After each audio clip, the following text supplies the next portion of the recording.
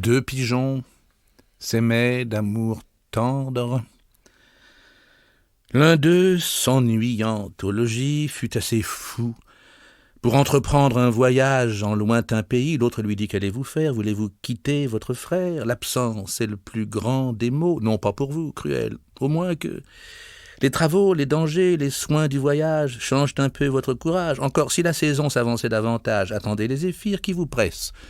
Un corbeau tout à l'heure annonçait malheur à quelque oiseau. Je ne songerai plus que rencontre funeste, que faucon, que réseau. Hélas, dirais-je, il pleut. Mon frère a-t-il tout ce qu'il veut? Bon souper, bon gîte, et le reste. Ce discours ébranla le cœur de notre imprudent voyageur, mais le désir de voir et l'humeur inquiète l'emportèrent enfin. Il dit: ne pleurez point, 3 jours au plus rendront mon âme satisfaite, je reviendrai dans peu. Contez de point en point mes aventures à mon frère, je le désennuierai.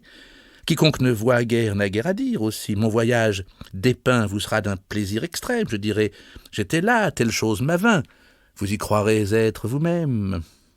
À ces mots, en pleurant, ils se dirent adieu, le voyageur s'éloigne, et voilà.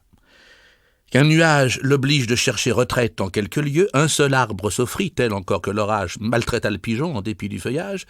L'air devenu serein, il part, tout morfondu, sèche du mieux qu'il peut son corps chargé de pluie. Dans un champ à l'écart, voit du blé répandu, voit un pigeon auprès. Cela lui donne envie, il y vole, il est pris. Ce blé couvrait d'un las les menteurs et traîtres à pas. Le las était usé si bien que de son aile, de ses pieds, de son bec, l'oiseau le rompt enfin.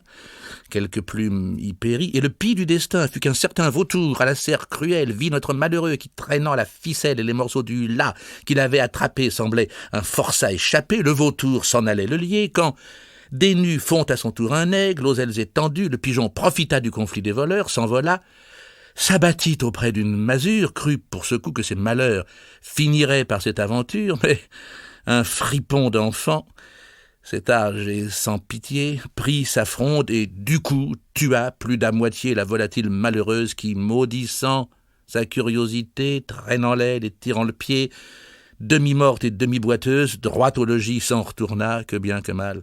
Elle arriva sans autre aventure fâcheuse. Voilà nos gens rejoints, et je laisse à juger de combien de plaisirs ils payèrent leur peine.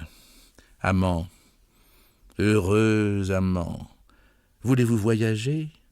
Que ce soit aux rives prochaines, soyez-vous l'un à l'autre un monde toujours beau, toujours divers, toujours nouveau. Tenez-vous lieu de tout, comptez pour rien le reste.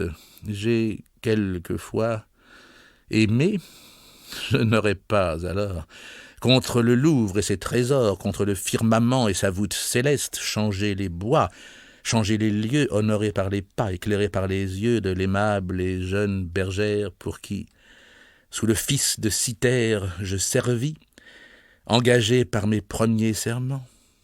Hélas, quand reviendront de semblables moments? Faut-il que tant d'objets si doux et si charmants me laissent vivre au gré de mon âme inquiète? Ah, si mon cœur osait encore se renflammer, ne sentirais-je plus de charme qui m'arrête? Ai-je passé le temps d'aimer?